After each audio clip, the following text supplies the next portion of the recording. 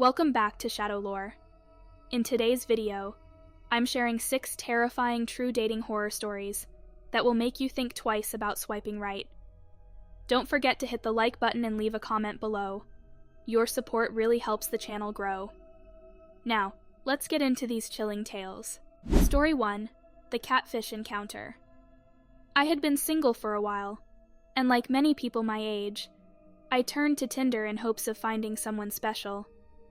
It was an exciting time, swiping left and right, getting matches, and chatting with potential dates. One evening, I came across a profile that caught my eye. His name was Jake, and he had striking blue eyes and a charming smile. His bio was witty and playful, and it didn't take long before we struck up a conversation. We chatted for days, sharing stories and laughter. Jake seemed perfect, the kind of guy I could see myself getting to know on a deeper level. We agreed to meet for coffee at a cozy cafe downtown, and I couldn't contain my excitement. On the day of our date, I dressed carefully, wanting to look my best. I arrived at the cafe a bit early, my heart racing as I waited for him to arrive. After a few minutes, I saw a guy walk in, and my stomach dropped. He looked nothing like the pictures Jake had sent me. This guy was shorter, stockier, and had messy hair. He scanned the room until our eyes met. "Hey, you must be Liam," he said with a smile that felt off. I hesitated but decided to go along with it. "Are you Jake?" He nodded, and I couldn't help but feel a sense of dread wash over me. We sat down, and as the conversation progressed, it became clear that he was not the person I had been talking to. His interests were different, his jokes fell flat, and he had a nervous energy about him. As I tried to keep the conversation going, I glanced at my phone to see if Jake had texted. My heart sank as I noticed a message from him. "Hey, I'm really sorry, but something came up and I can't make it. Hope you have a great time though." My mind raced. Who was this guy sitting across from me? Did he know Jake? "So, do you know Jake well?" I asked, trying to probe for information. He laughed awkwardly. "Oh, we're good friends. He's just too busy for dating, you know." My instincts were screaming at me to leave. I excused myself to the restroom and quickly texted my friend, asking her to call me with an emergency. Just as I returned to the table, my phone buzzed. "Hey, are you okay?" she asked, sounding concerned. "Can you pick me up? I need to get out of here," I whispered, trying to keep my voice steady. I could see the guy watching me, his eyes narrowing as he sensed something was off. I wrapped up my conversation, making excuses to leave. "I'm really sorry, but I have to go," I said, forcing a smile. As I stood up, I noticed he was staring at me intently, an unsettling grin on his face. "Maybe we can meet again?"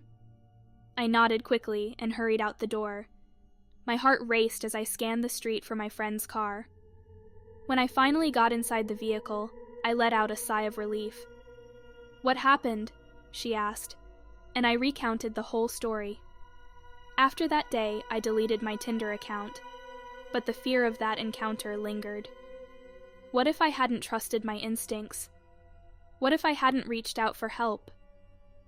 That experience served as a chilling reminder of how things can be different than they appear online, and the importance of being cautious in the dating world. Days passed, and I tried to shake off the unsettling experience. I went back to my normal routine, but I couldn't help but feel a twinge of paranoia whenever my phone buzzed. It seemed like every time I received a message, my heart would race, expecting to see a text from Jake, or worse, from the guy I'd met at the cafe. One night, while scrolling through social media, I stumbled upon a post that made my stomach drop. A friend had shared an article titled, "Beware of Catfishing: How to Spot a Fake Profile." I read through the tips, feeling my anxiety rise with each point.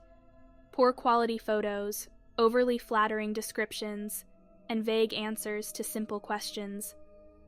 I began to connect the dots. The Jake I had spoken to was too perfect, and the guy I had met was a stark contrast. I realized how easily I had been deceived. Determined to take control of the situation, I decided to do some digging.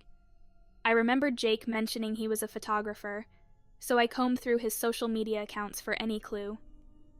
To my dismay, I found that his profile had been deleted. I felt a chill run down my spine as I realized that I might not be the only one he had deceived. A few weeks later, I received a message on social media from a stranger. "Hi, I think we need to talk about Jake," it read. My heart raced as I opened the message. The sender introduced herself as Anna, someone who had also been talking to the same Jake. She described similar experiences of feeling drawn in by his charm, only to feel duped when she met him in person. We agreed to meet for coffee, hoping to piece together the truth.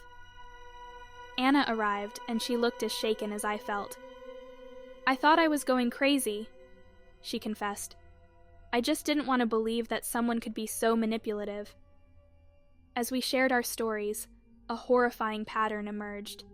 Jake had been using stolen pictures and had created a series of fake profiles on multiple dating apps.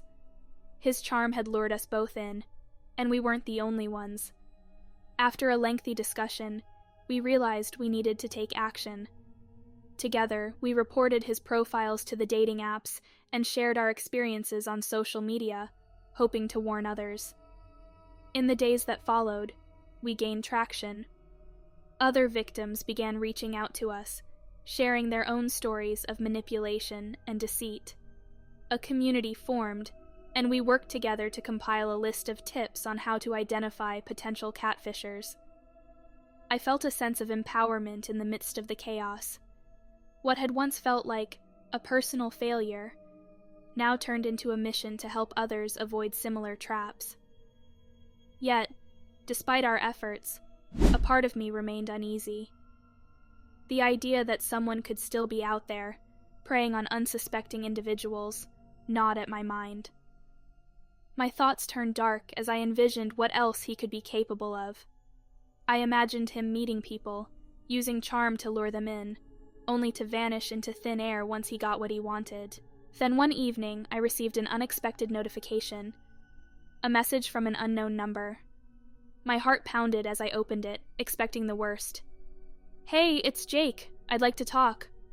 I froze, feeling a wave of dread wash over me. How did he get my number? My instincts screamed to ignore it, but I couldn't shake the feeling that I needed to confront him. I quickly messaged Anna, sharing the news. "We need to meet," she replied, concern lacing her words. When we got together, we debated our next move. Should we ignore him? Confront him? Finally, we decided that we wouldn't let him intimidate us. We set up a meeting at a public place, a local diner, where we could feel safe. The night of the meeting arrived, and as I waited, I felt a mix of fear and anticipation. I needed answers. When Jake walked in, he looked different than I remembered. He wore a hoodie pulled tight around his face, his expression hidden. "Hi," he said, trying to sound casual. "What do you want?" I replied, my voice steady, though my heart raced. He hesitated, clearly taken aback. I just wanted to explain myself. It wasn't personal. "Not personal?" Anna interjected. "You used our images and created a fake persona." He shifted uncomfortably, avoiding our gaze. I didn't think it was that big of a deal. Everyone does it for attention. The audacity of his words infuriated me. "This isn't just about attention. You've hurt people. You're a fraud." He shrugged, feigning indifference, but I could see a flicker of fear in his eyes. As we pressed him for answers, his facade crumbled. It was surreal to see someone who had been so charming reveal his true nature. Someone desperate and scared. "Look, I didn't mean to hurt anyone. I just wanted to escape my life for a while," he confessed, his voice barely a whisper. As the conversation continued, I felt a strange mix of pity and anger. I wanted to be angry. After all, he had violated our trust. But part of me understood the loneliness and desperation that had driven him to deceive others. In the end, we left him with a warning. If he continued to deceive people, we would make sure others knew the truth. As we walked away, I felt a sense of closure, but the impact of the experience lingered. Over the next few months, I focused on healing and moving forward. I started dating again, but I approached each connection with caution. I shared my story openly with new matches, encouraging them to be vigilant. It became my mission to promote awareness about catfishing and to empower others to trust their instincts. Eventually, I created a blog dedicated to sharing real dating experiences and educating others about the potential dangers of online dating. The community grew, and I connected with people who had similar experiences. I learned that my encounter with Jake wasn't just a cautionary tale. It had become a catalyst for change. It reminded me of the importance of authenticity and trust in relationships, both online and offline. While the scars of that experience remained, I emerged stronger and more aware. Even now, as I continue to explore the world of dating, I carry the lessons learned from that terrifying encounter. It serves as a reminder to always question what lies beneath the surface, and to never ignore my instincts. Story 2, The Stalker. It started like any other casual online connection. I swiped right, and to my surprise, we matched. His name was Aaron, and he seemed like a normal guy. Decent looking, had a steady job, and enjoyed hiking and photography, just like me. Our conversation was easygoing, and within a few days, we decided to meet for a coffee at a popular cafe in town. I was nervous but excited, thinking I had finally found someone who shared my interests. The first date went smoothly. Aaron was polite, a bit reserved, but that didn't bother me. We talked about our favorite hiking trails and shared some of our recent travel experiences. At the end of the evening, we hugged, and I thought that was the end of it for now. There were no red flags, no signs of anything unusual. But then things started to get strange. It began with the texts. At first, they were harmless enough, little messages throughout the day asking how I was, what I was up to, and whether I had plans. I appreciated the attention at first, but soon it became overwhelming.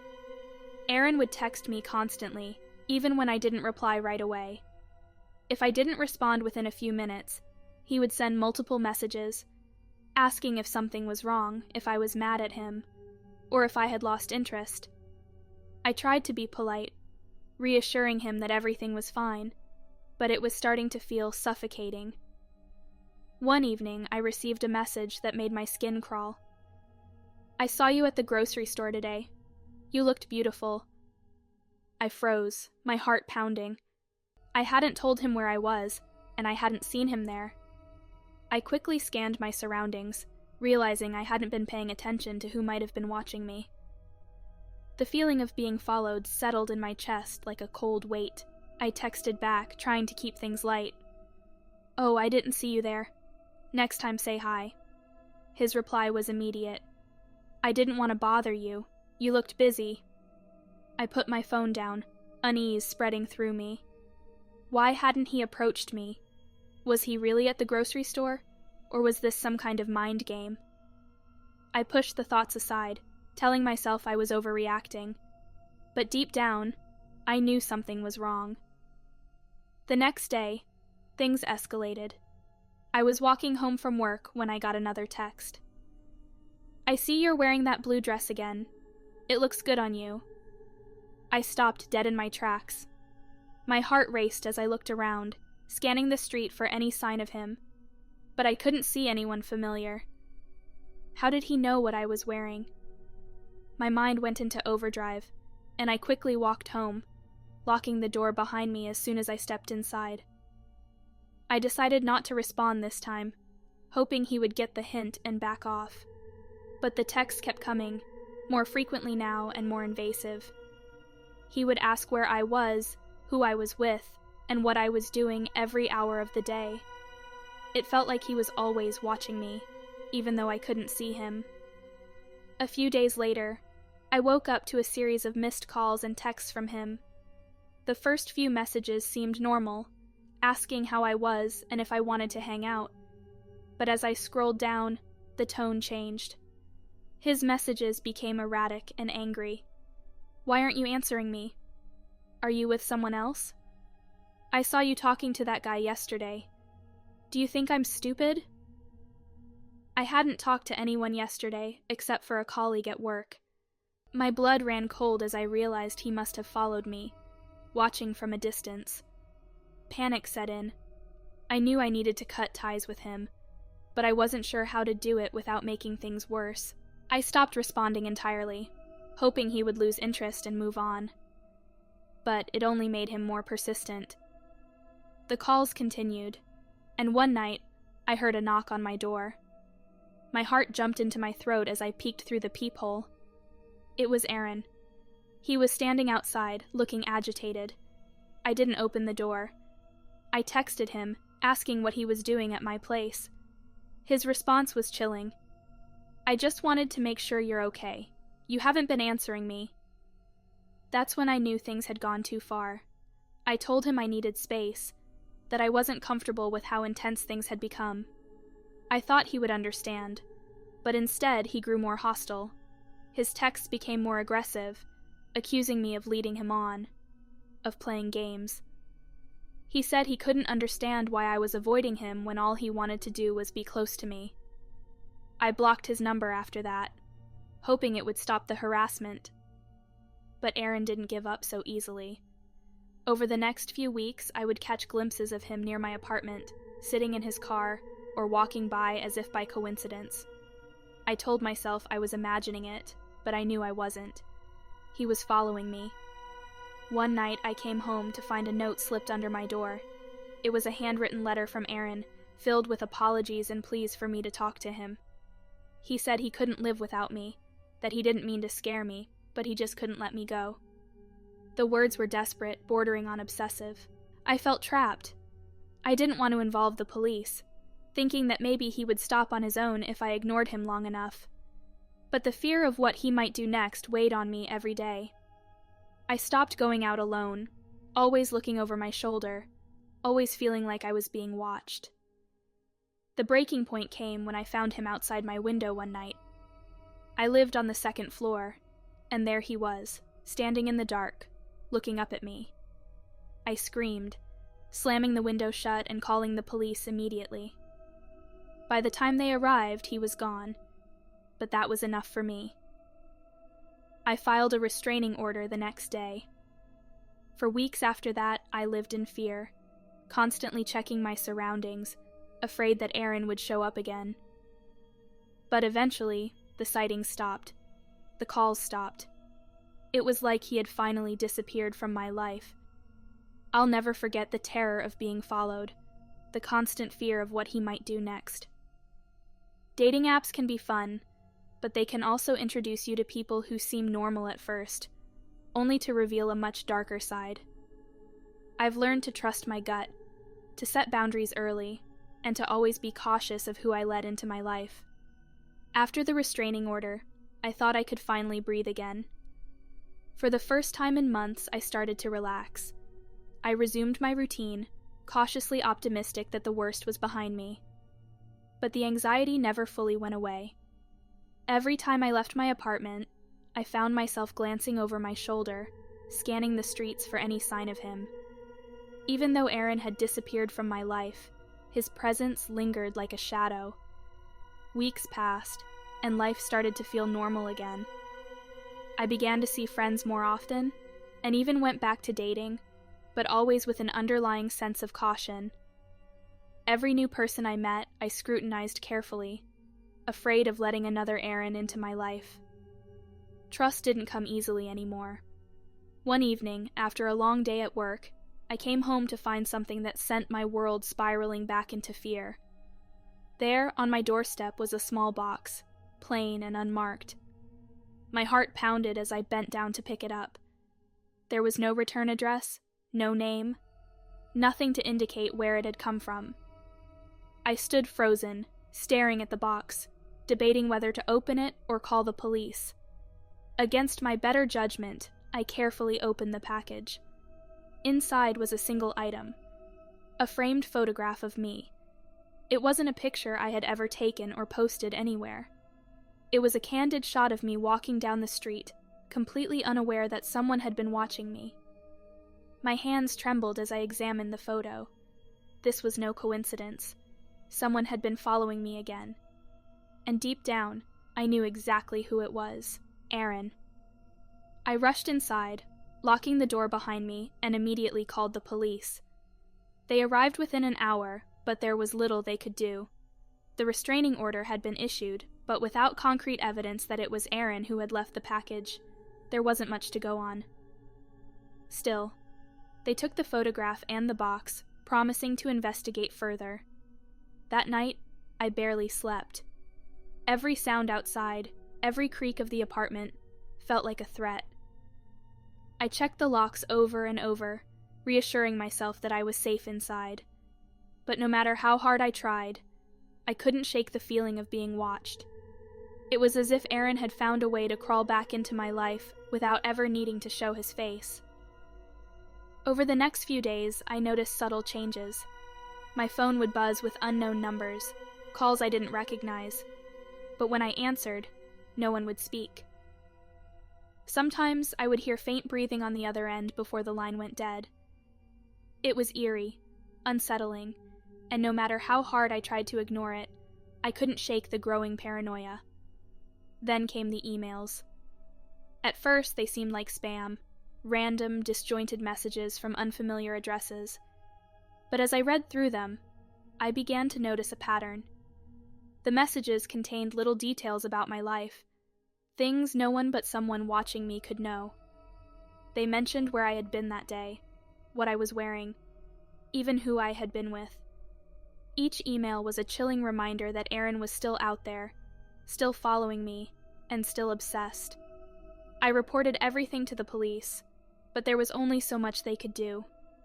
He wasn't leaving any clear evidence, nothing they could trace back to him directly.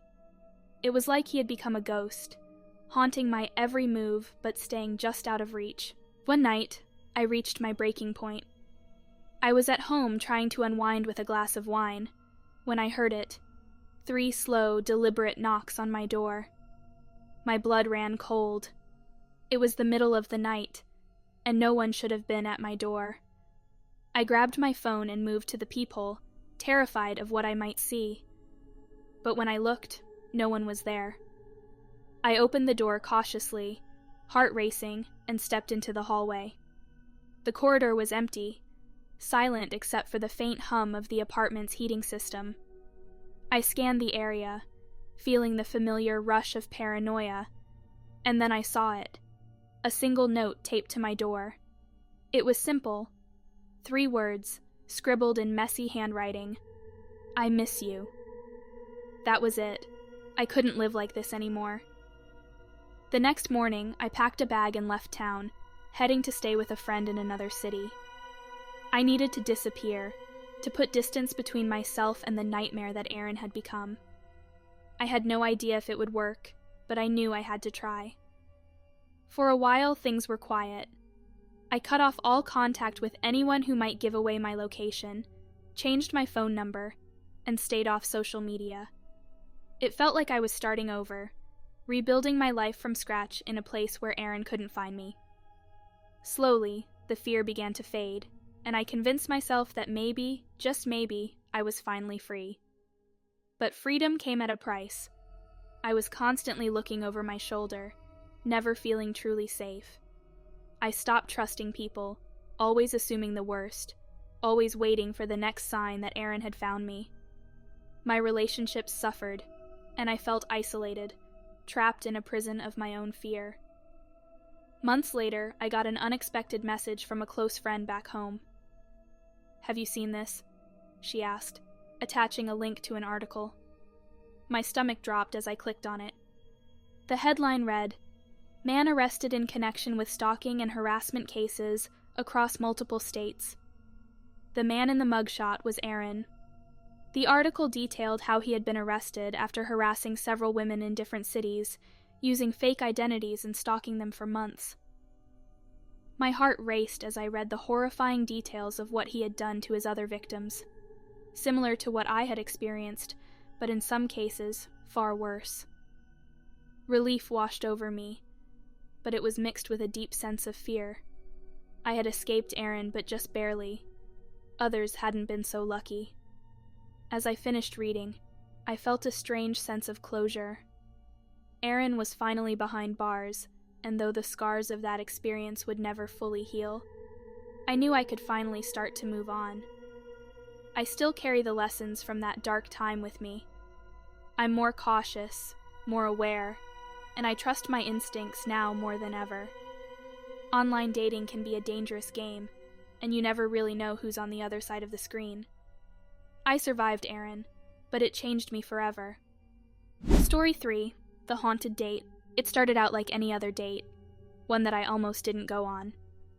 His name was Ben, and we met through one of those dating apps that promises to match you with someone compatible.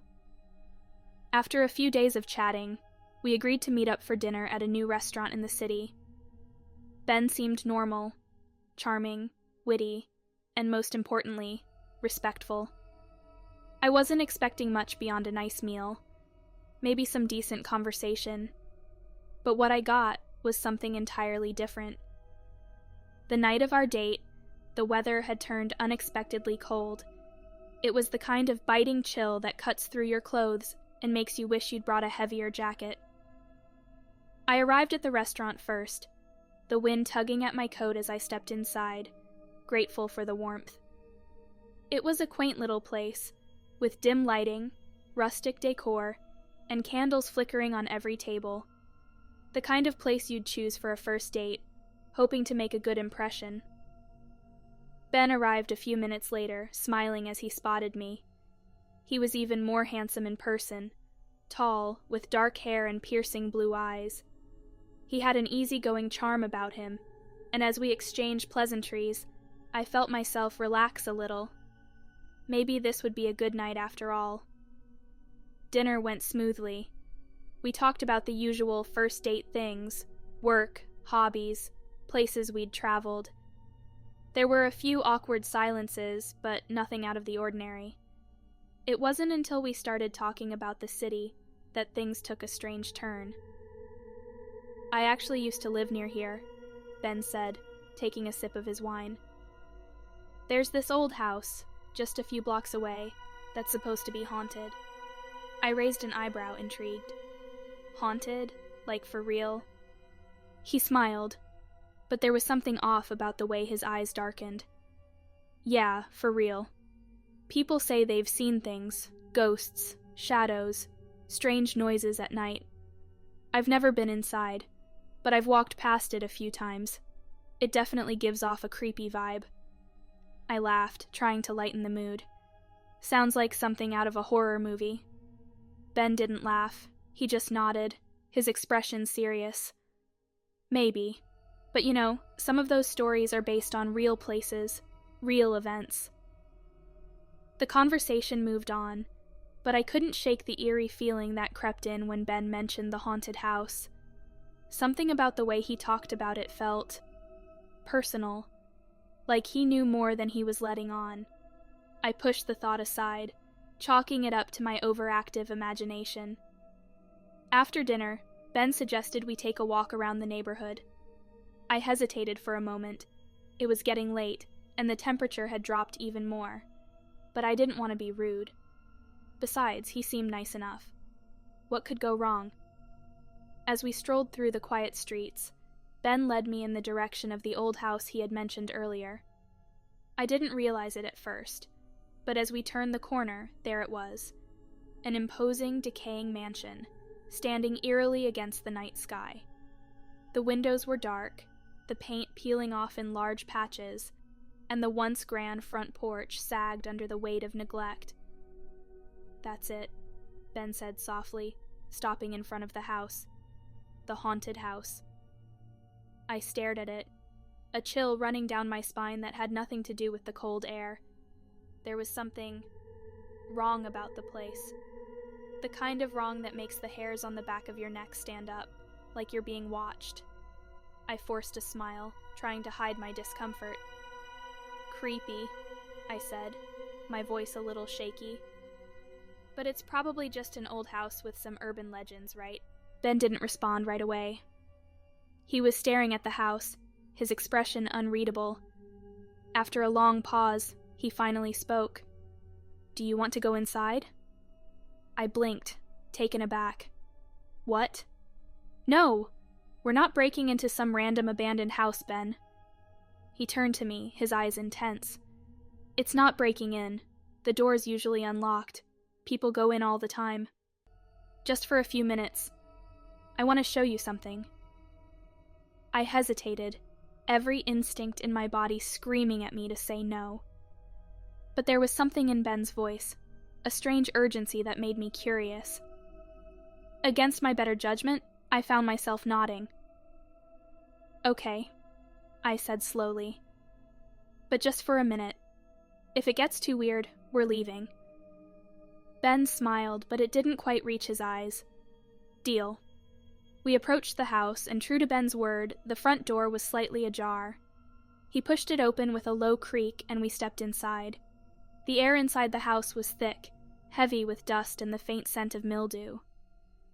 The floorboards creaked under our feet, and I could feel the cold seeping into my bones. The house felt wrong, oppressive, like the walls were closing in on me. Ben led the way, his footsteps oddly confident for someone who claimed he'd never been inside. We walked through the decaying foyer, past a grand staircase that looked like it hadn't been touched in decades. The air was thick with the sense of abandonment, but there was something else, too. Something I couldn't quite put my finger on. "Come on," Ben whispered, motioning for me to follow him down a dark hallway. "Where are we going?" I asked, my voice barely above a whisper. "There's something I want to show you," he replied, his tone low and unsettling. I hesitated but followed him, the sound of my own heartbeat pounding in my ears. The hallway stretched on longer than it should have, the darkness closing in around us. My nerves were on edge, every instinct screaming at me to leave, but I couldn't seem to stop walking. Finally, Ben stopped in front of a door at the end of the hallway. He reached for the handle, his hand trembling slightly, and pushed it open. The room inside was small, barely big enough to fit the dusty old furniture that cluttered the space. In the center of the room was a single chair, facing away from us. And then, I saw it. A figure, sitting in the chair. My breath caught in my throat. At first I thought it was a mannequin, or some kind of prop. But as my eyes adjusted to the dim light, I realized with horror that it was a person. A woman, dressed in a long, tattered gown, her head hanging down, her long hair obscuring her face. "Ben," I whispered, backing away slowly. "What is this?" Ben didn't answer. He just stood there, staring at the figure with an unreadable expression on his face. My heart raced as the temperature in the room seemed to drop even further. The woman in the chair wasn't moving, but there was something about her presence that felt wrong, as if she was waiting for something. And then, she moved. Slowly, ever so slowly, she began to lift her head. I froze in place, unable to move, unable to breathe. The room seemed to darken around us, and the air grew thick with something I can only describe as pure, unrelenting fear. As the woman in the chair lifted her head, my heart threatened to burst out of my chest. Her movements were unnaturally slow, like she was underwater, each inch of her head rising in an agonizingly deliberate motion. I wanted to turn and run, but my feet felt glued to the floor. Ben stood beside me, his gaze locked on the woman, his face emotionless, almost detached. When her head was fully raised, I saw her face, or what was left of it. Her skin was pale, almost translucent, stretched tightly over her skull. Dark, hollow eyes stared straight ahead, lifeless and empty, as if she were looking through me rather than at me. Her mouth hung open, but no sound came out.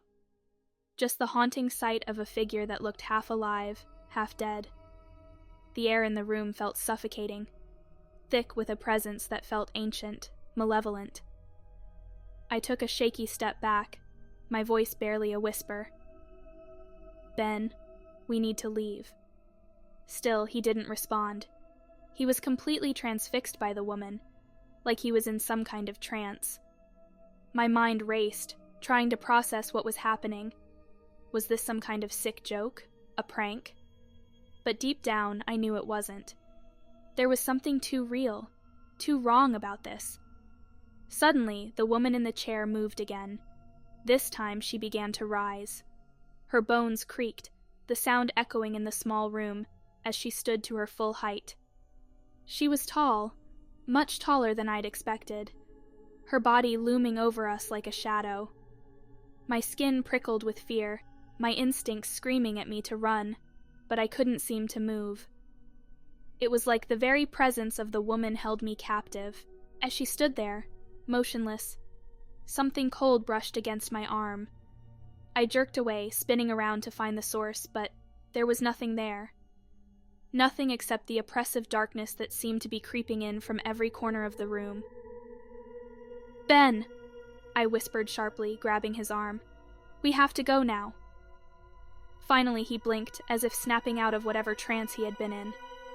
He looked at me, his face pale and confused, as if he had just woken up from a dream. What is this place?" he muttered, his voice shaky. "I don't know, but we need to leave," I urged, pulling him toward the door. But before we could move, the woman spoke. Her voice was a low, guttural whisper, like the sound of wind rushing through a long-forgotten crypt. It wasn't just a voice. It was a feeling, a vibration that seemed to rattle my bones. "You shouldn't have come here." My blood ran cold. I froze, staring at her in horror as her empty eyes locked onto mine. There was something behind them, something ancient and angry. I could feel it, crawling up my spine, wrapping around my throat, making it hard to breathe. And then, she moved again, this time, toward us.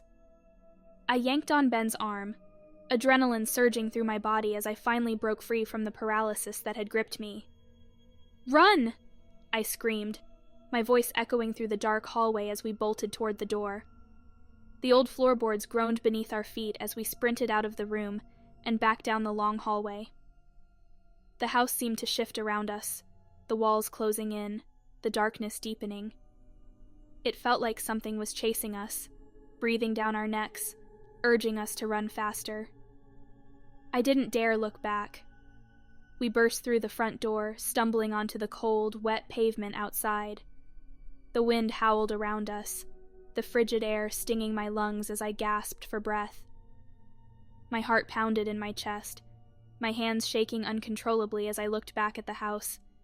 It stood there, silent and still, as if nothing had happened, as if the horrors inside had never existed. But I knew better. I could still feel her presence, watching us, waiting. Ben leaned against a nearby lamppost, his face pale, his breaths coming in ragged gasps. "What the hell was that?" he muttered, his voice trembling. "I don't know," I replied, trying to steady my racing heart. "But whatever it was, we need to stay away from that house." He nodded, still in shock, and we both stood there in silence, trying to make sense of what had just happened. The city around us felt eerily quiet, as if the rest of the world had no idea what we had just escaped from. For days after, I couldn't shake the feeling of being watched. Every time I closed my eyes, I saw her, standing there, staring at me with those empty, lifeless eyes. I deleted my dating app, unable to bear the thought of meeting anyone else. The idea of another date terrified me. What if the next one led me to something worse? A few weeks later, I heard a knock on my door late at night. My heart jumped in my chest as I hesitantly approached the peephole, dreading what I might find. But there was no one there. Only a small note taped to my door. It read, "You shouldn't have come." Story 4, The Blind Date Nightmare. The Blind Date Nightmare. It all started with an innocent suggestion from my best friend, Carla. After a string of failed relationships, and one too many lonely weekends spent binge-watching TV shows, she decided it was time for me to try something new. "You should go on a blind date," she said one night over drinks. At first, I laughed it off. The idea of meeting a total stranger with no prior knowledge of who they were or what they looked like seemed outdated, maybe even dangerous. But Carla was persistent. "Come on, Liv," she said, her eyes twinkling with mischief. "Just one date. It could be fun. Worst case scenario, you get a free dinner and never see him again. Best case, you meet someone amazing." I hesitated, but eventually I agreed. What was the harm, right? Carla had a friend who knew a guy. His name was Matt, and apparently he was exactly my type. "You'll like him," she assured me. "He's smart, funny, and super cute. Just give it a shot."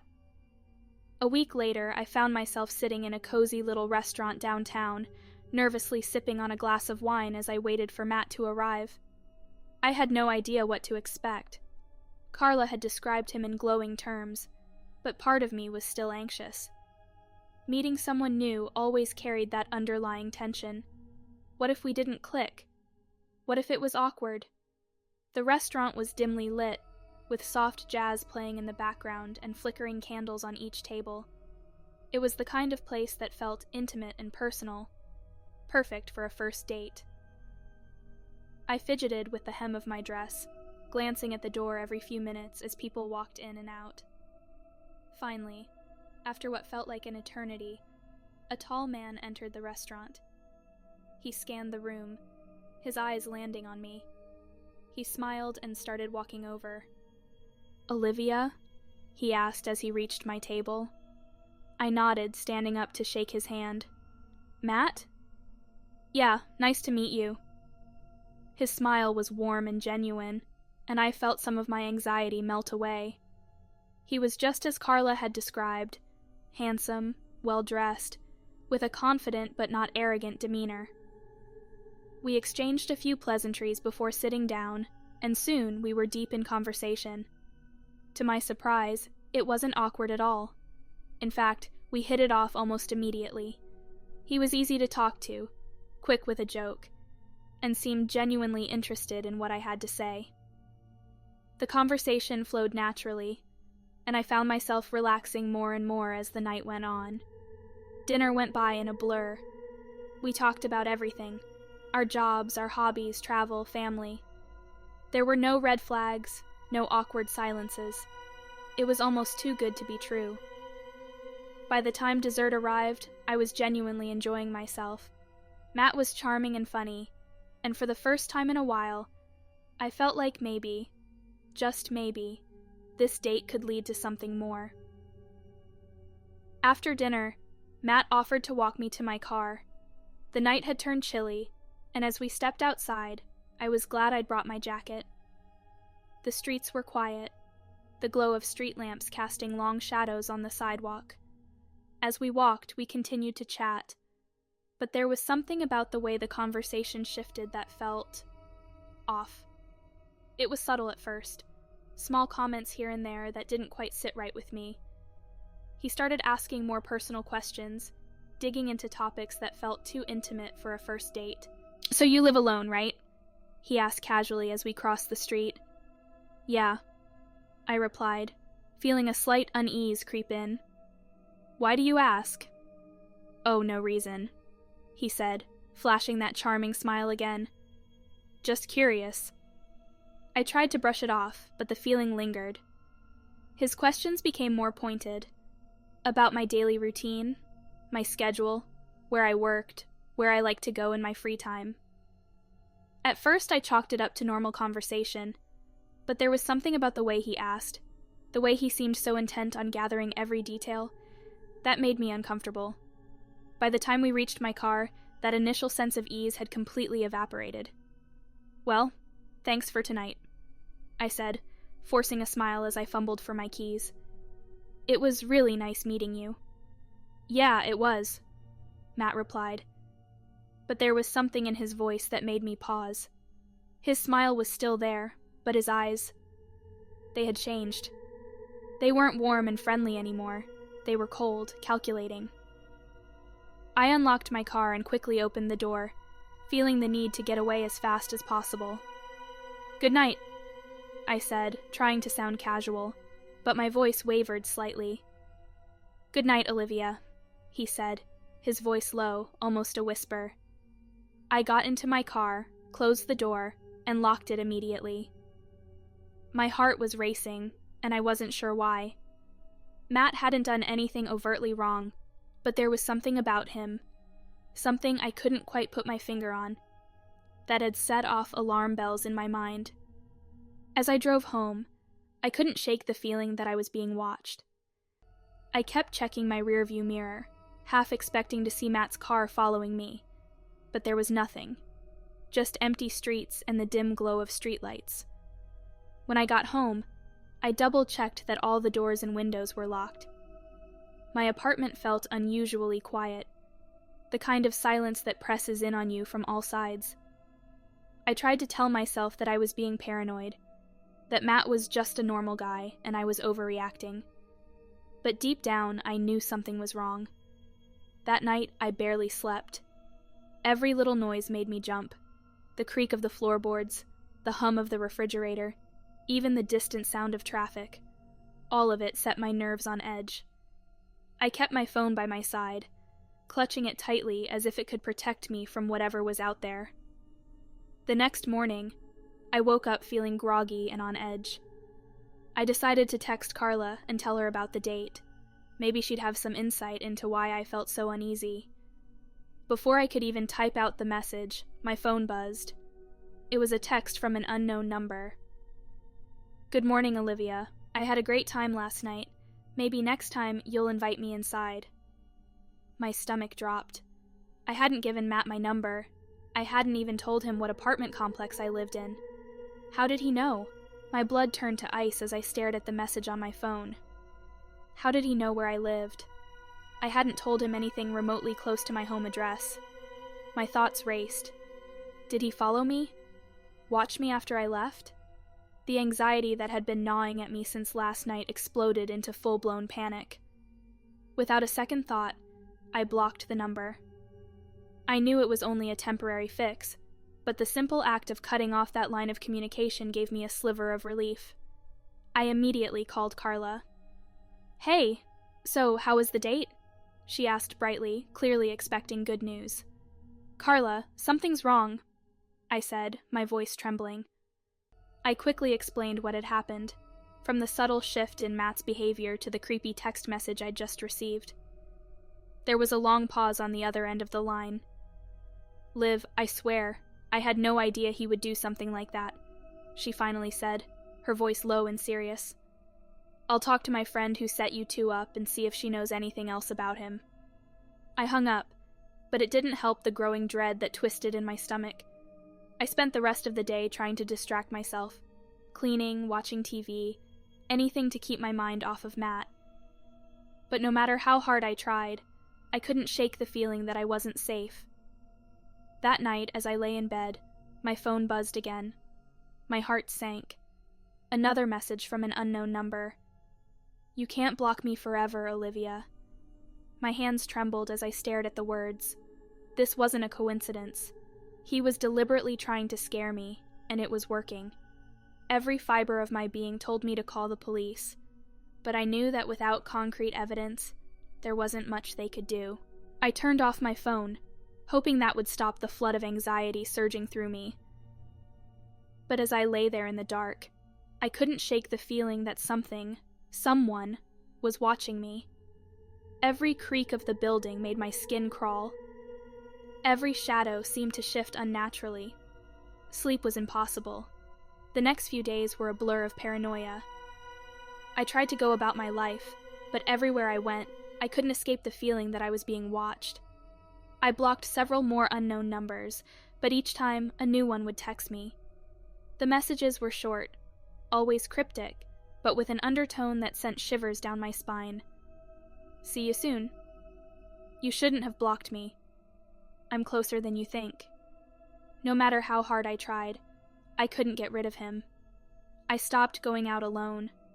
I started looking over my shoulder wherever I went, jumping at the slightest sound. I even moved a chair in front of my door at night, convinced that Matt was capable of something far worse than just sending creepy messages. Every minute of every day felt like a countdown to something terrible. something inevitable. One evening, after nearly a week of torment, Carla called me with news. "Liv, you need to listen to this," she said, her voice shaking. "I talked to my friend, and she said Matt isn't who he said he was. The guy who was supposed to meet you, his real name is Ryan, and apparently he's had issues like this in the past. My friend said she thought he'd gotten help, but clearly he hasn't." My heart pounded in my chest. "What kind of issues?" "Stalking," Carla whispered. "He's done this before, to other women. They had to get restraining orders against him. He just fixates on people." I felt like I was going to be sick. I hung up the phone and immediately started researching Ryan, or Matt, or whoever he was. It didn't take long to find news articles and forum posts about him. He'd been arrested a few years ago for stalking and harassment, but had somehow slipped through the cracks of the system.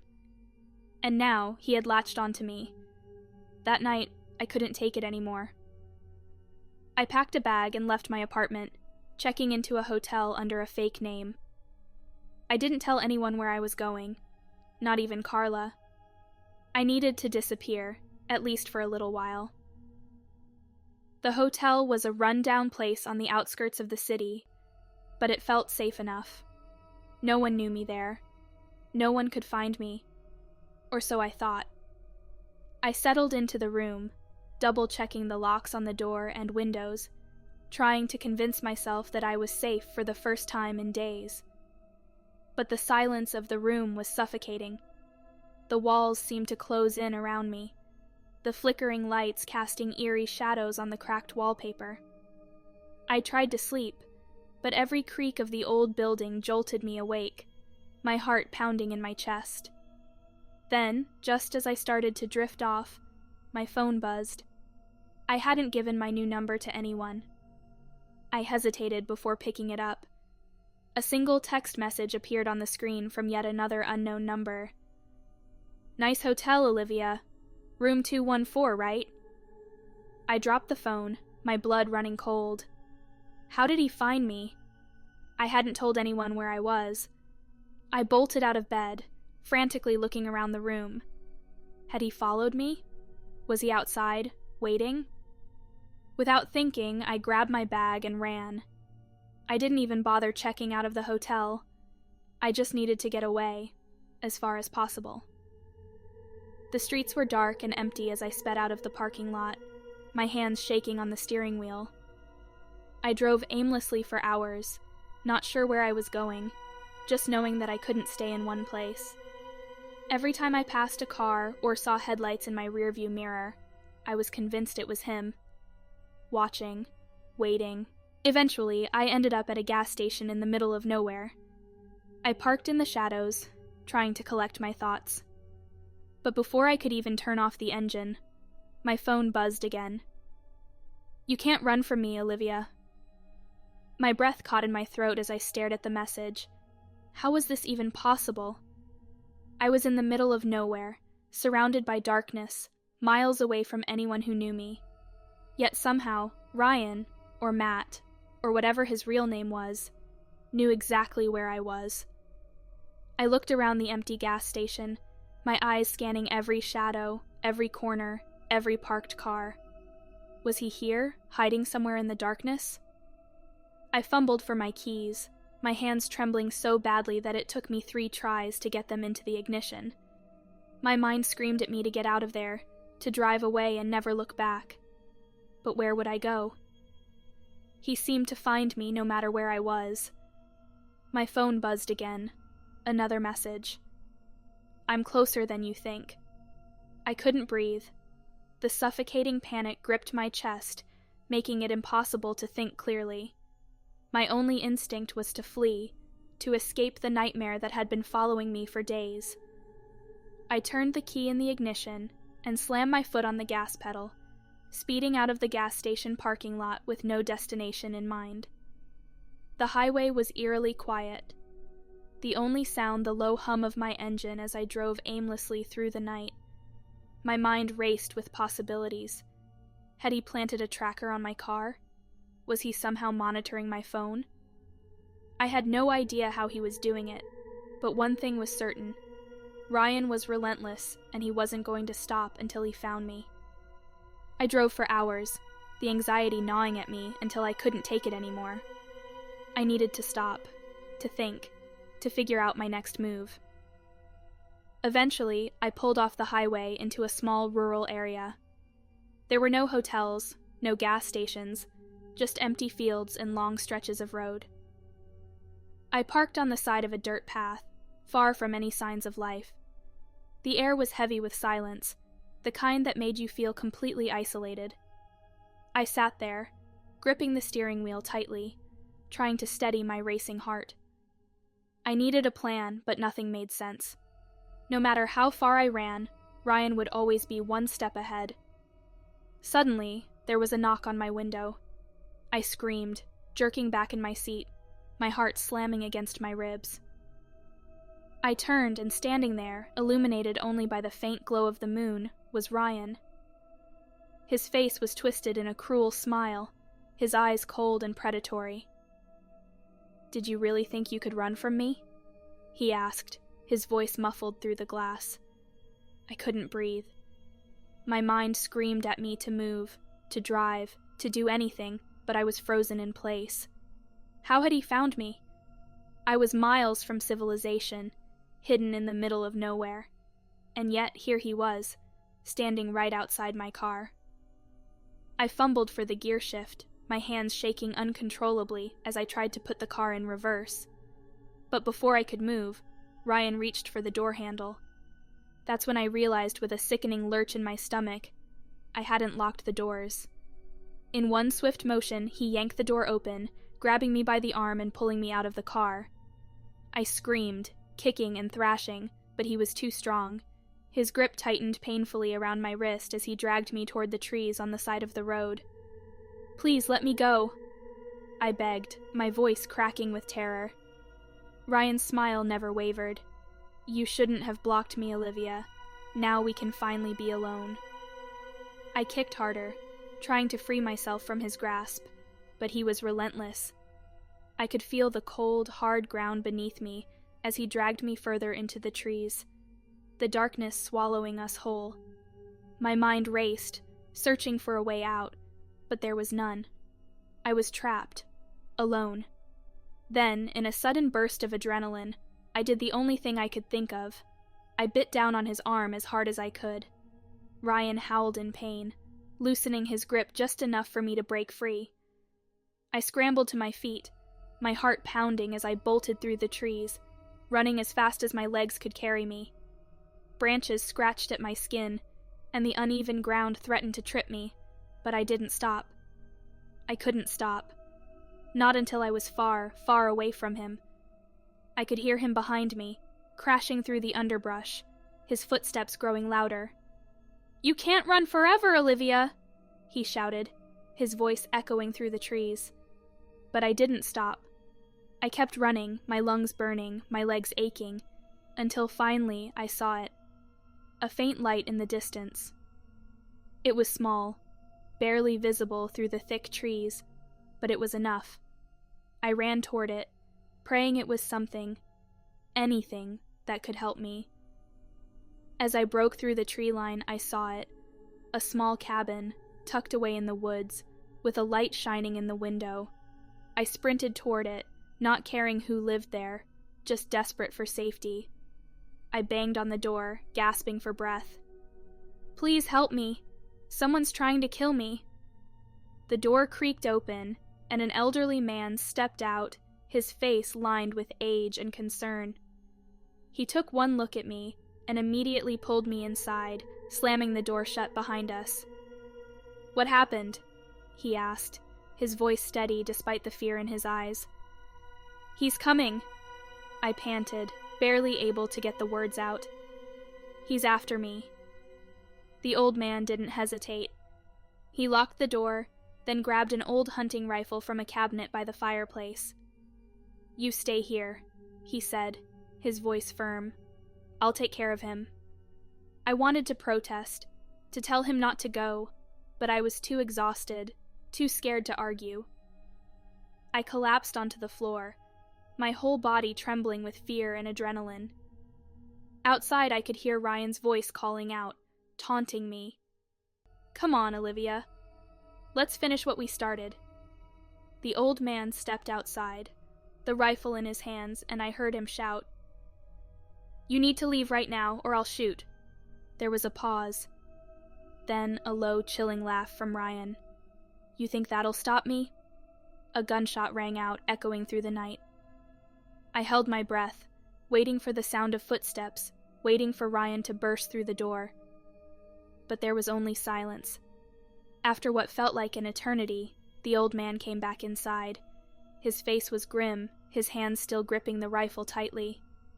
"He's gone," he said quietly. I didn't ask where or how. I didn't care. All I knew was that I was alive.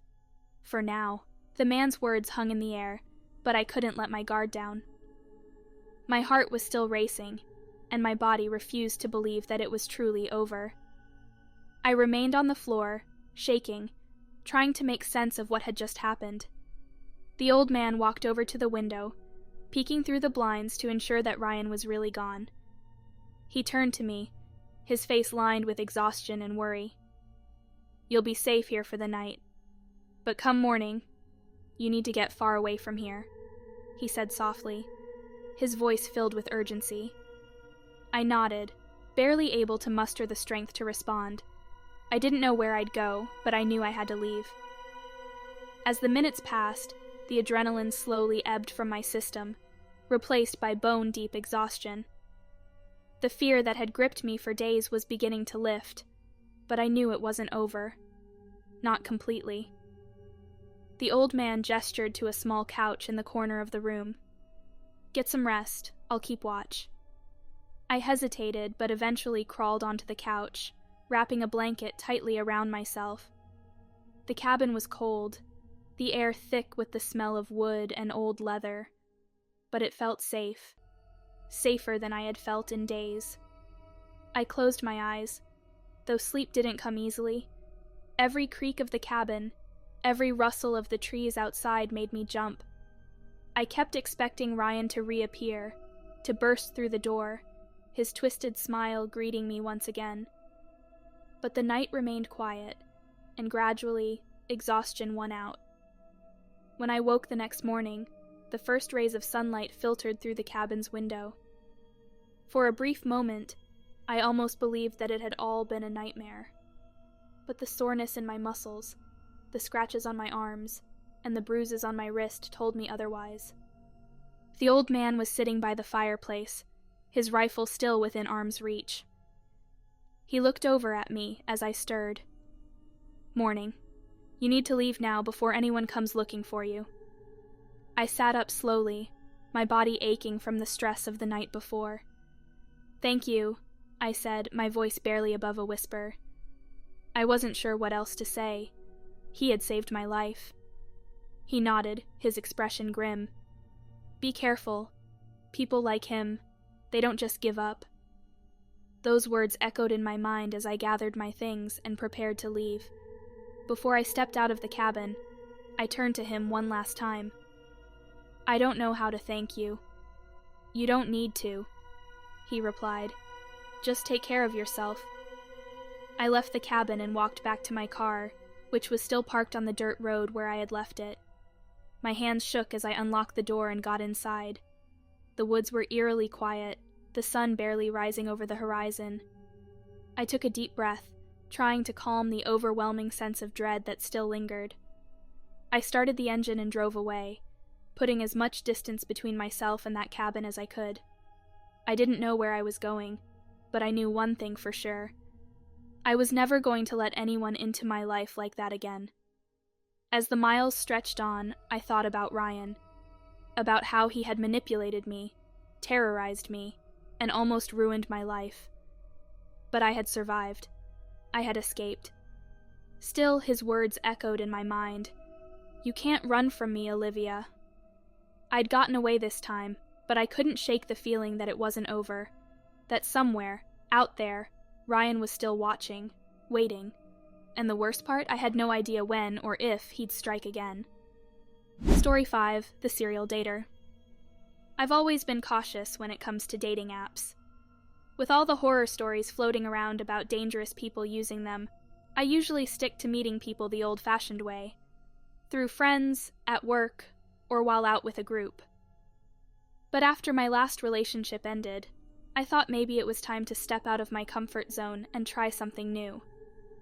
That's when I found myself scrolling through Tinder one rainy afternoon. My friend Melissa had encouraged me to try it. "Just give it a shot. You never know, you could meet someone amazing," she'd said. I wasn't sold on the idea, but what was the harm in just looking? That's when I came across him. Ryan. Dark hair, chiseled jaw, and a smile that made me stop mid-scroll. His bio was short but sweet. Something about loving dogs and weekend hikes. He seemed normal enough. Before I could overthink it, I swiped right. To my surprise, it was an instant match. We started chatting that same evening. Ryan was funny, charming even, and it didn't take long before I found myself genuinely looking forward to our conversations. We talked about everything: our jobs, favorite movies, embarrassing childhood stories. He had a way of making me laugh, and soon I felt a connection that I hadn't experienced in a long time. After a week of texting, Ryan suggested we meet up in person. I was hesitant at first, but he seemed so genuine, so easy to talk to, that I finally agreed. We decided to meet at a popular coffee shop in town, a public place where I'd feel safe. The day of our date, I was a bundle of nerves. I kept telling myself it was just a casual meetup, nothing serious, but I couldn't help the flutter of excitement in my chest. When I arrived at the coffee shop, I spotted him immediately. He was even better looking in person, tall, well-dressed, and that same charming smile. He waved me over, and we exchanged the usual pleasantries before diving into conversation. The date was going well. We talked and laughed for hours, sharing stories and getting to know each other. There was something about Ryan that put me at ease, made me feel comfortable. It wasn't until the conversation shifted to past relationships that things started to feel off. Ryan leaned back in his chair, a playful grin on his face. "So, how many boyfriends have you had?" he asked, his tone light, but there was an edge to the question that made me pause. I shrugged, trying to play it cool. "A few, nothing too serious." He raised an eyebrow. "A few? Come on, give me a number." I laughed nervously. "I don't really keep count." Ryan leaned in, his smile widening. "Well, I've had over 20, serious relationships, I mean, and that's just in the last couple of years." I blinked, taken aback. 20 serious relationships? That seemed excessive. I tried to laugh it off, but the way he was watching me, waiting for my reaction, made me uncomfortable. "Wow, that's a lot," I said, forcing a smile. "You must be really good at dating." His eyes darkened for just a moment, the smile faltering. "I guess you could say that," he said, his voice a little too low. The playful banter from earlier was gone, replaced with something colder. I tried to steer the conversation back to lighter topics, but the mood had shifted. Every time I mentioned something personal, Ryan would follow it up with a question that felt invasive, like he was prying into my life. How many boyfriends had I really had? Why had those relationships ended? Had I ever cheated on someone? The questions kept coming, and I found myself getting more and more uneasy. After what felt like an eternity, I made an excuse to leave, telling him I had to get up early for work the next day. Ryan's smile returned, but this time it didn't reach his eyes. "I had a great time," he said as we stood up to leave. "We should do this again soon." I nodded, not wanting to make a scene. "Yeah, maybe." But as I walked away, I couldn't shake the feeling that something was seriously wrong. That night, I did what I should have done before our date. I Googled him. There were no red flags at first, just some old social media profiles that hadn't been updated in years. But then, buried deep in a Reddit thread, I found something that made my blood run cold. A woman had posted about her experience dating a guy named Ryan from Tinder. She described him as charming and good-looking, but after a few dates, things had turned dark. He became possessive, controlling, and eventually dangerous. She'd had to change her phone number and move to a new apartment just to get away from him. But the scariest part?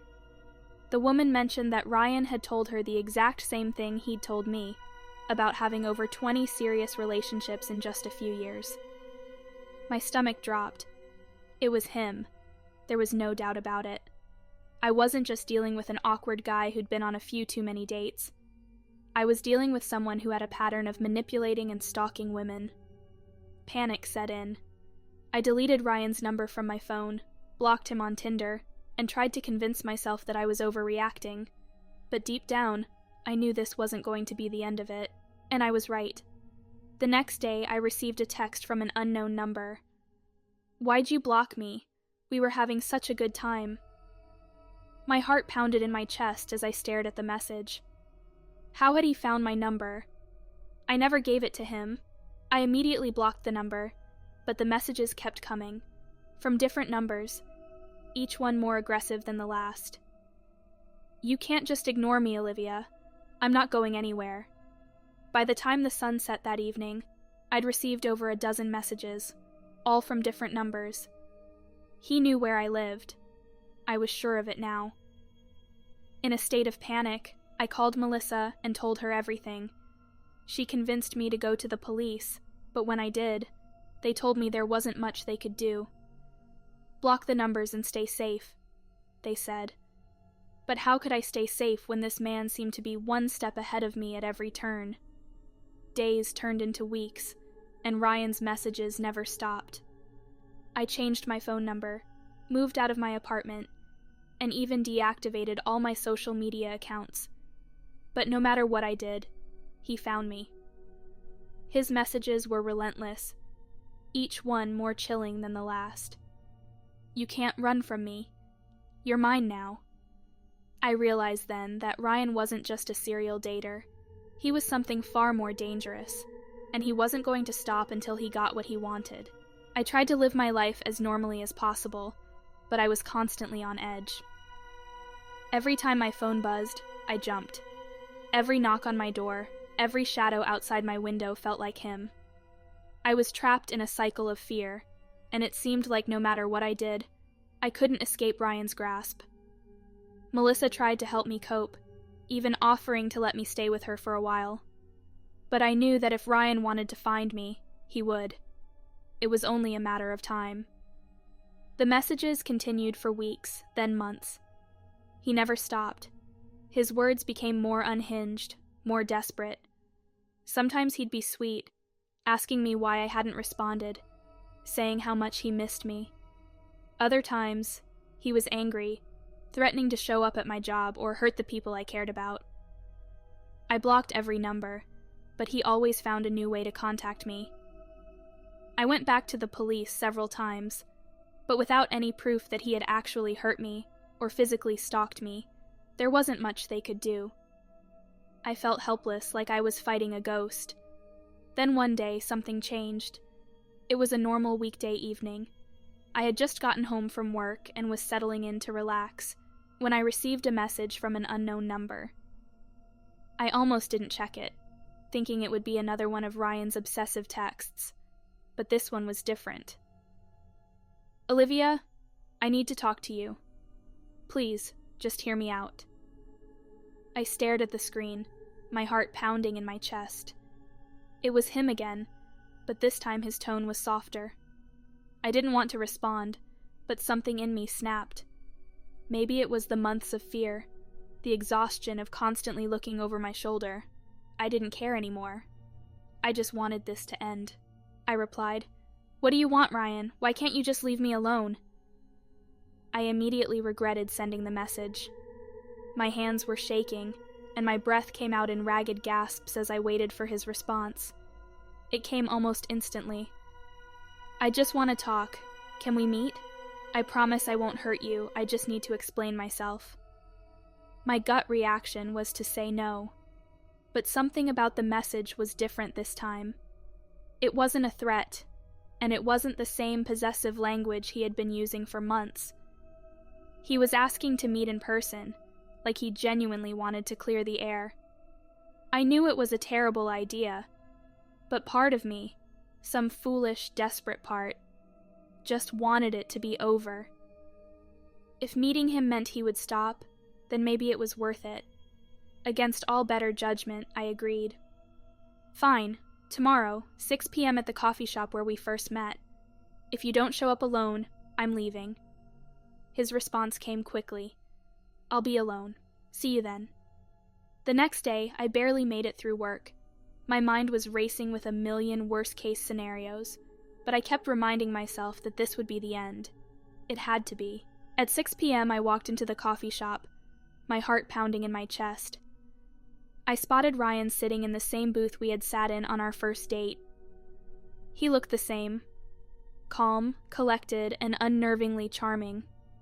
But as soon as he saw me, his face softened into what almost looked like relief. I sat down across from him, my hands balled into fists under the table. "What do you want, Ryan?" I asked, cutting straight to the point. He leaned forward, his eyes intense. "I'm sorry. For everything. I know I scared you, and that wasn't my intention. I don't handle rejection well." I scoffed. "That's an understatement. You've been stalking me for months."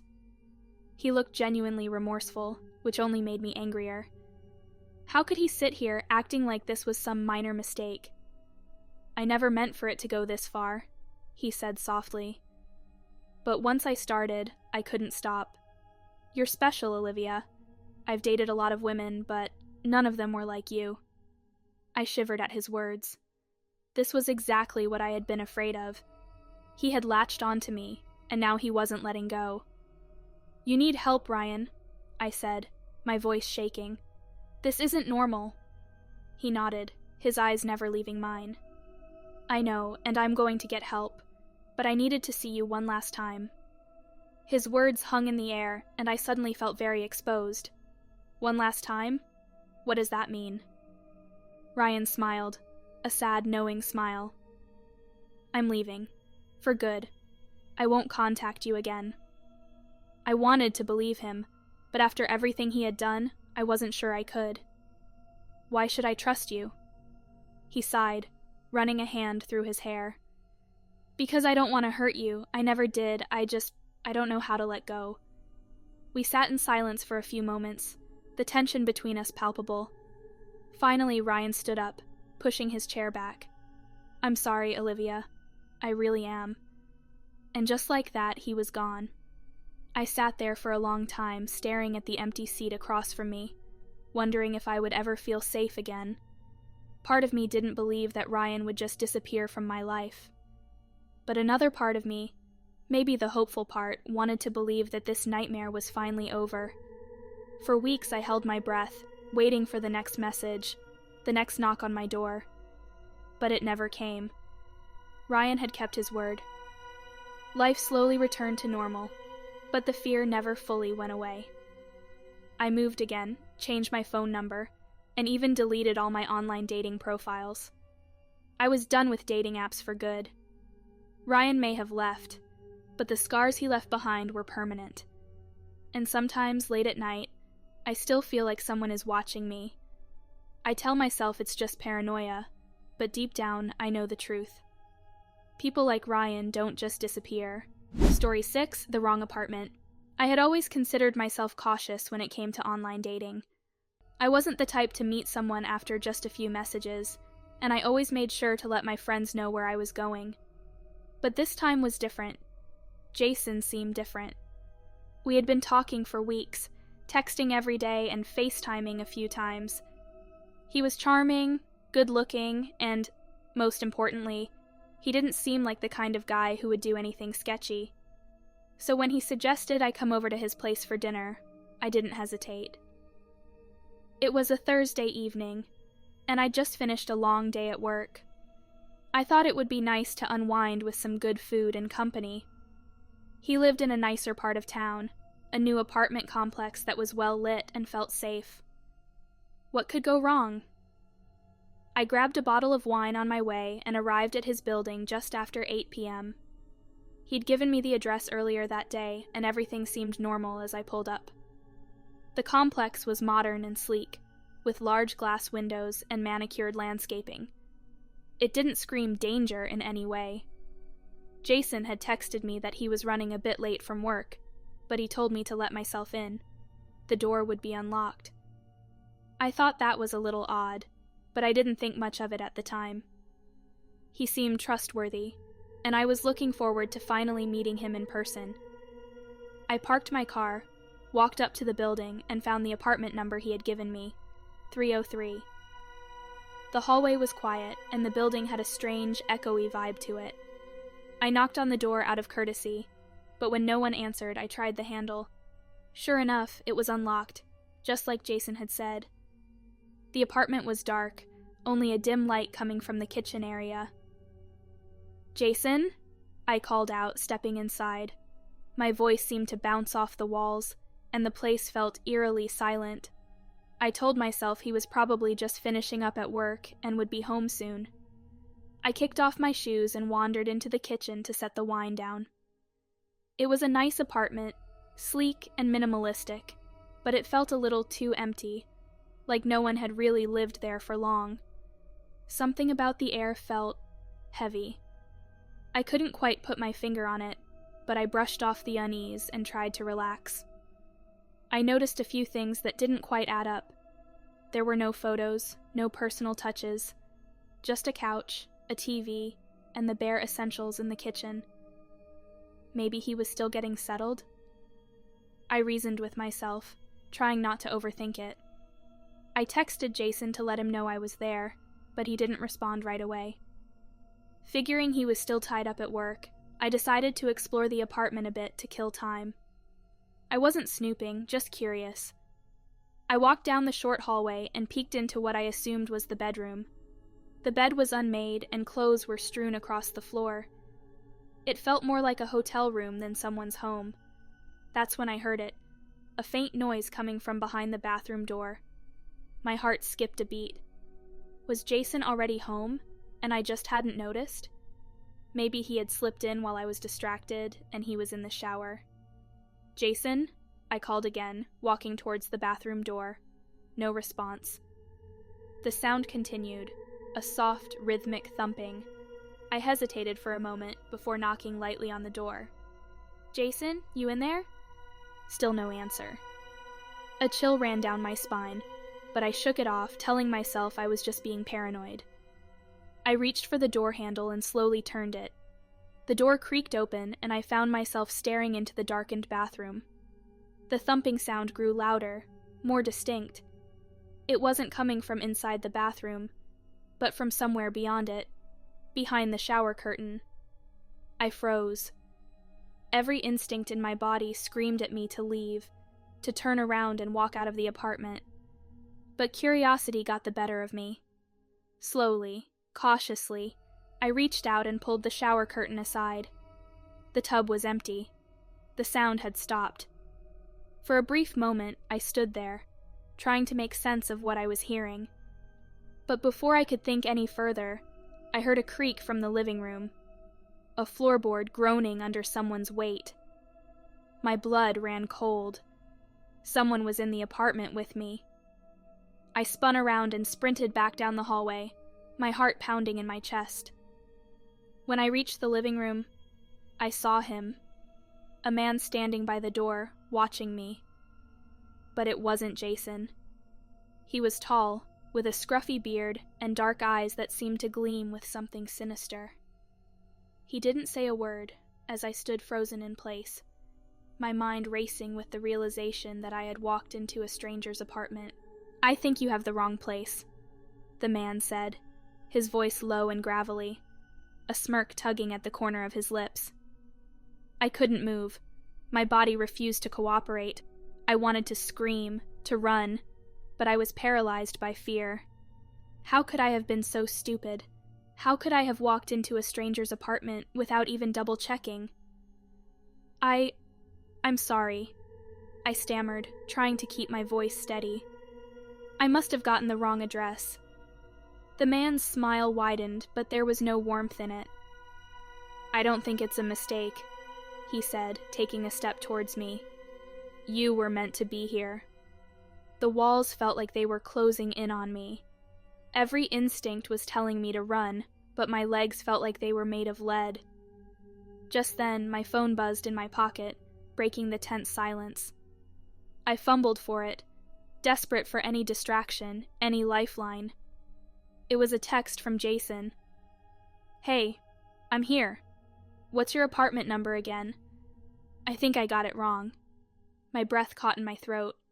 I looked up at the man in front of me, his eyes glinting with amusement. He knew. He knew this wasn't Jason's apartment, and yet he was playing along, enjoying my terror. I had to get out. Now, with trembling hands, I texted Jason back quickly. "I'm in the wrong apartment. Help." The man took another step toward me, his eyes locked onto mine. I backed up until I felt the cold wall against my back. I was trapped. As I stood there, trapped between the man and the wall, my heart was hammering in my chest. The dim light from the kitchen barely illuminated his face, but I could see the predatory gleam in his eyes. He was enjoying this. He knew I had walked into the wrong apartment, and now he was toying with me. I should go," I stammered, forcing the words out, trying to keep my voice steady, but the tremor in my voice betrayed me. The man took another slow, deliberate step towards me, and I felt the panic rise in my throat. "I don't think you're going anywhere," he said, his voice low and menacing. He was between me and the door now, blocking my only exit. I could hear my phone buzzing again in my pocket. Jason was trying to reach me. Maybe he was already outside. Maybe he was close enough to help. But I couldn't check my phone now, not with this man so close. I had to stay calm, had to figure out a way to get out of this.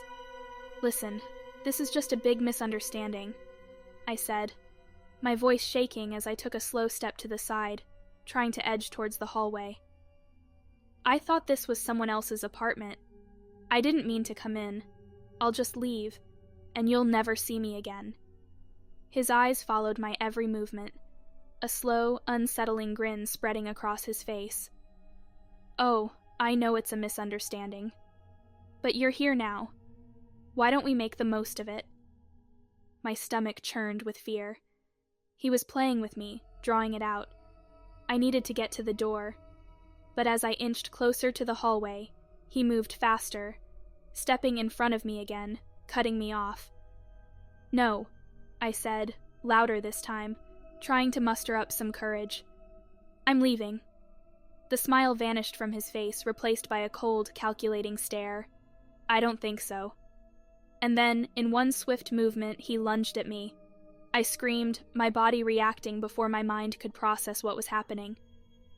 I ducked out of the way just in time, his arm missing me by inches. Without thinking, I bolted down the hallway, back toward the bathroom, the only room with a lock. It was the worst place to hide, but it was the only option I had. I slammed the bathroom door shut and locked it, my hands shaking uncontrollably. I backed up until I hit the sink, my breath coming in ragged gasps. The pounding of my heart echoed in my ears, and for a moment all I could hear was the blood rushing in my head.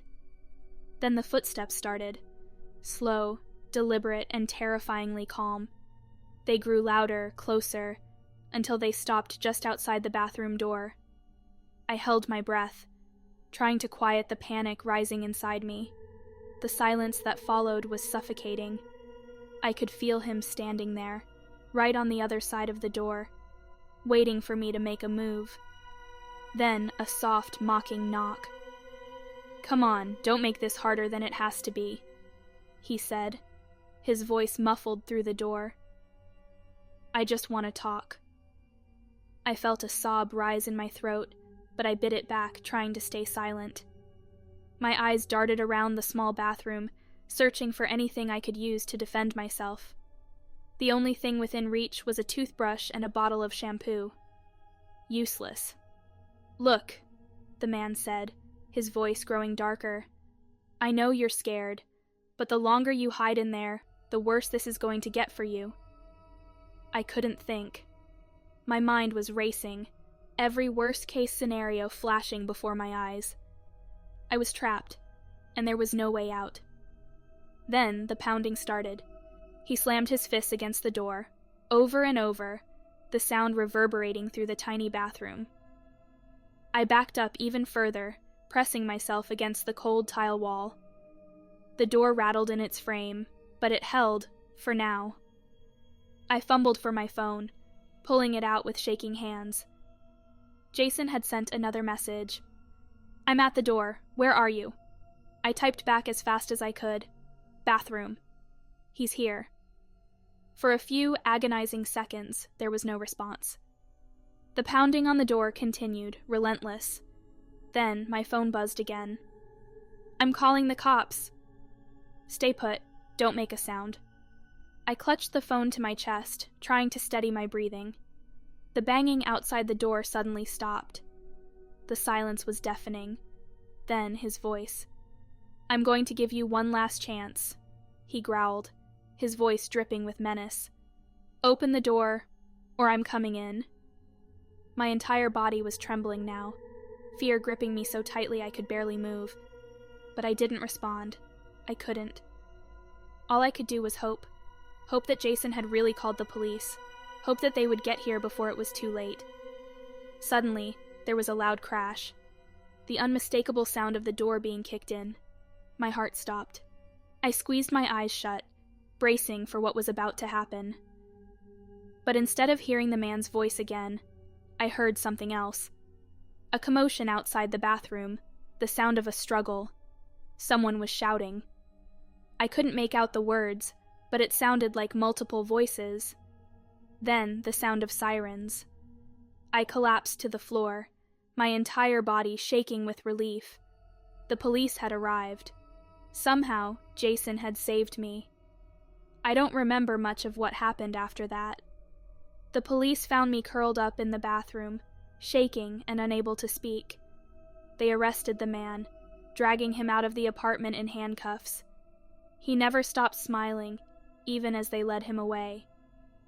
It turned out that the man wasn't supposed to be in the apartment either. He had broken in earlier that day, waiting for someone, anyone, like me to walk in. Jason had given me the wrong apartment number by mistake, and it almost cost me my life. I never saw the man again, but his face still haunts my nightmares. The police told me he had a long history of assault and violence. I was lucky to be alive, they said. But luck had nothing to do with it. I don't use dating apps anymore. I can't. Every time I think about them, I remember the way that man looked at me, the way he enjoyed the fear in my eyes, and I remember the sound of him standing just on the other side of the door, waiting. Thanks for watching. If you enjoyed these 6 true dating horror stories, be sure to like, comment, and subscribe for more terrifying tales. Your feedback and support mean everything to me, so let me know what you thought in the comments below. Stay safe, and I'll see you in the next video.